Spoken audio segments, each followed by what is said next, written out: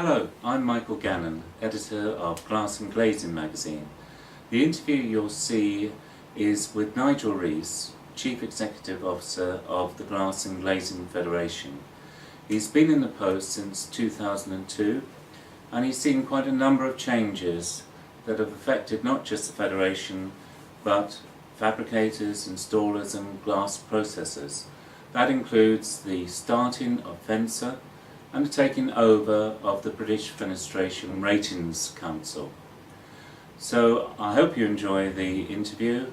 It's wide-ranging, it deals with a number of topics, including his feelings about government policy and the way the Federation and the constituent members, the Fencer and BFRC, are operating. Nigel Rees, since you've taken over the job as Chief Executive of the GGF in 2002, Yes.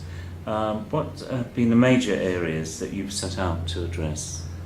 I think initially, obviously, being a membership organisation, the most important matter is the members themselves. So satisfy their needs and requirements, very much so. But equally look towards the financial stability of the Federation. As we've experienced over the last 12 to 18 months with the difficult trading conditions. If you don't have a solid base, then you're going to have difficulties there. What's come more to the forefront in terms of issues in this period? I think certainly the assisting the members through the difficult times has proved quite a challenge, as well as the desire of government to change everything continually. The amount of building regulations, technical standards, European and international standards that we've been working on over the recent period to try and ensure the members have the necessary base to work from.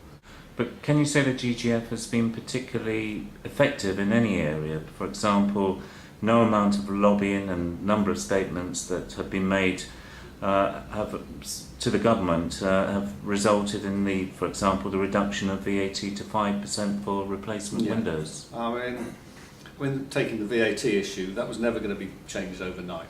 We knew that was a major challenge. We've worked on that probably for about 5 years now, as have a lot of other organisations.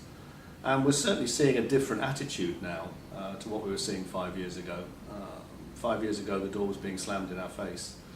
My last meeting with Treasury, which was about a month ago, with Burr officials as well, was very much along the lines of, yes, it's on our agenda, we need to be convinced. How we produce the necessary information to convince them is a matter we're still working with. We've seen the various issues from the Isle of Man, where it was trialled, where they actually generated more tax income from the work that was undertaken, which was a greater level than they'd expected.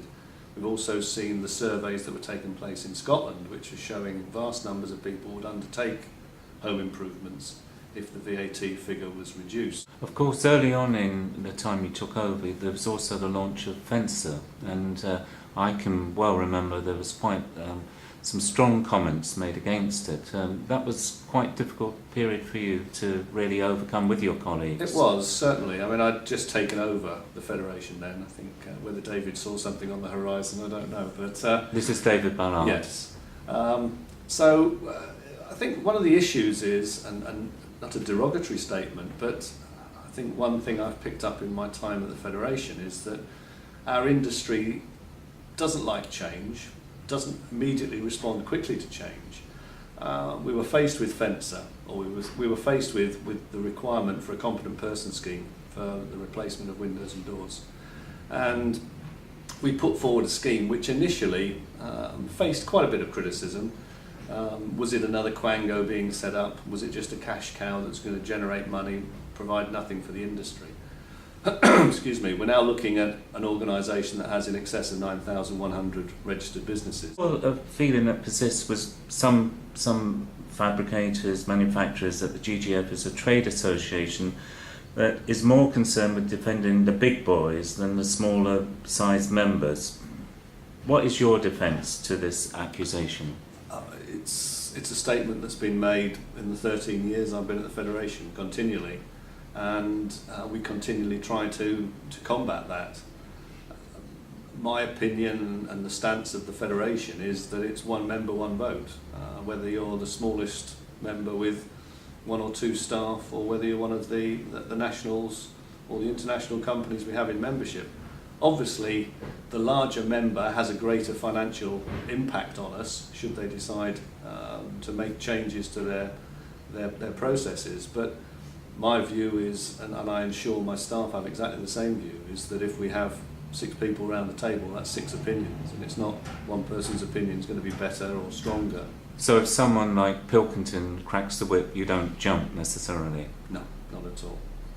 I mean, the difficulty there is when, as a trade federation, we cannot allow discussions on pricing, and we've certainly had various very vociferous comments coming from people about different pricing levels that are being charged throughout the industry in different areas, and what is the federation going to do about it? We can't do anything about it at all.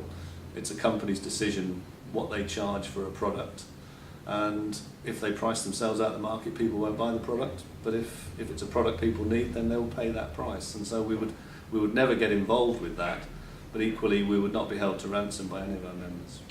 Fabricators and installers are fighting to keep their heads above water, as you're well aware, of course. Certainly. What is the evidence that membership of the GGF can help in this difficult period? Well, I tried to make a statement to our membership in my sort of New Year message, which was basically that there's never a better time to be in a trade federation than now.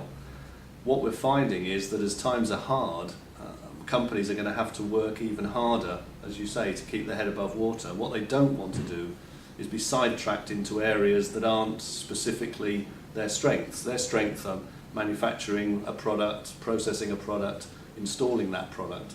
They don't want to be bogged down in technical changes, in changes to employment law, health and safety issues, etc. So our role is to be there to preempt what the problem areas they're going to face and have the answers ready for them so they can take that forward.